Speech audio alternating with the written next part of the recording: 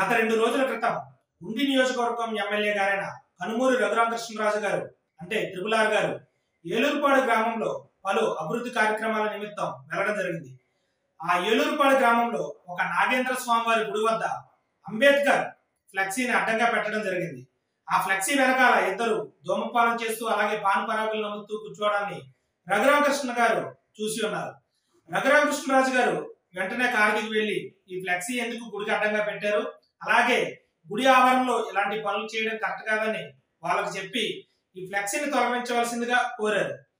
కానీ అంతకు ముందరే ఆ ఊరిలో జోసెఫ్ అనే వ్యక్తి ఆ ఫ్లెక్సీని ఎవరైనా తీసినట్లయితే ఆ ఫ్లెక్సీ తీసిన వారిపై SC ST అట్రాసిటీ కేసు పెడతామని చెప్పి బెదిరించడం జరిగిందని చెప్పి కొంతమంది హిందువులు ఎమ్మెల్యే గారు చెప్పడం జరిగింది.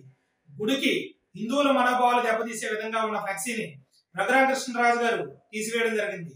దానికి నిరసనగా జోసెఫ్ మరియు అతని యొక్క అనుచరులు కలెక్టరేట్ ముట్టడికి పిలుపునివ్వడం జరిగింది. అలాగే ఎమ్మెల్యే గారిని మరియు ఎమ్మెల్యే గారి యొక్క కుటుంబాన్ని చాలా దారుణమైన రీతిలో దుర్భాషలాడడం జరిగింది. దానికి నిరసనగా ఏలూరుపాడు గ్రామంలో రేపు హిందూ సంఘాలన్నీ కలిసి భారీ ఎత్తున ధర్నా కార్యక్రమం నిర్వహించడం జరుగుతుంది.